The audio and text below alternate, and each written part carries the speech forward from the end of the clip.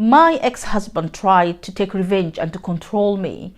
When we went to Sudan, he applied to the Sudanese court to have custody of the children and to stop us from coming back to the UK, at least to stop the children from coming back to the UK.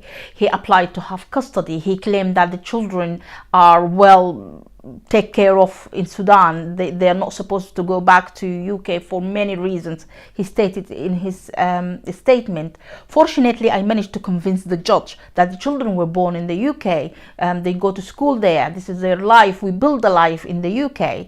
So I managed to have the custody of the children and a permission from the judge to fly back to the UK.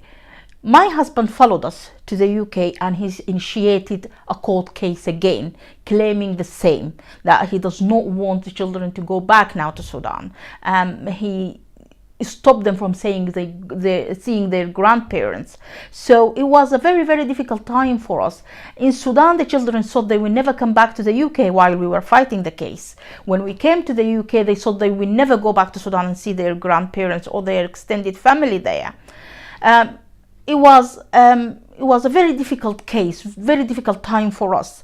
But I managed to pull through that, and I managed to fight my case by writing statements, by discussing the case with my solicitors, and even speaking to judge in the High Court or the family courts. But I think part of that is because I know the language. I know how to speak English very well, and I managed to study the law. I managed to go and do my own search and study about the family law in UK, and I managed to write my own statements and to discuss those statements with solicitors and judge. So I managed to win the case at the end of these 8 years, and I had the custody of the children, and finally we managed to build our stable life in the UK, and the children enjoy living here and enjoy going to schools, and they make friends. They love Sudan and they would want to go back to Sudan. But the problem is, if we go back to Sudan, we might face the same problem, that the father may initiate a new case to stop the children from coming back, or stop me from having a permission to bring the children. Unfortunately, the Sudanese law has a gray area about the custody and women's rights, mothers' rights even. So I thought, after I succeeded in winning my case, I should share my experience with other women.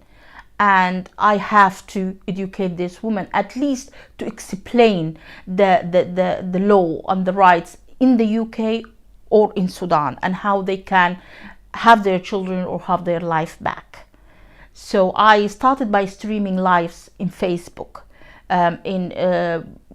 to Sudanese ladies in the UK, and also to Sudanese ladies who live in Sudan or in other parts of the world who are facing the same problem, only to be flooded by messages and phone calls from women who are going through really, really horrific cases, and they are living in hell. The gray area I'm talking about in the Sudanese law is, sometimes they will grant the mother the right for custody, but they won't give her a permission to travel with the children outside Sudan, say for example to come back to UK.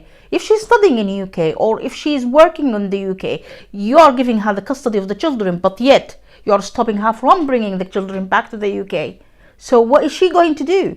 She's just going to stay in Sudan, live her life in the UK, leave her study, leave her work, leave her home, and stay with her children in Sudan. So you're giving her the custody, but then you're taking away her life. You're taking away the income from this family. So this is how they try to control the women's life and take revenge. Yes, we are giving you the children, but we are taking away everything from you. I've listened to very horrific, very shocking stories about women who lost everything. Husbands took everything. They even took the clothes, their children's clothes. They left them with no money, with no documents, with nothing. And they say, if you want your children, you stay with them in Sudan.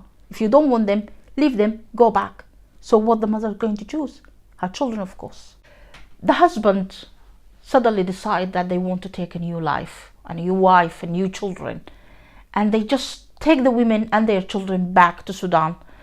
They just throw them back, lock them there. What about the woman? What about her dreams? What about her memories? What about the life she made here? You can't just decide to end all of that and just, it's like an old page you turn and you forget about. What about them? They are no object. They are human beings. They need to be treated as human beings. We need the British government to actually pay attention, to become aware that there is a problem happening. Those children are British children. They are British citizens. They were born here in this country. They have the right to live in this country. They have the right to go back to their schools, to their friends, to their normal life. You can't just forget about them.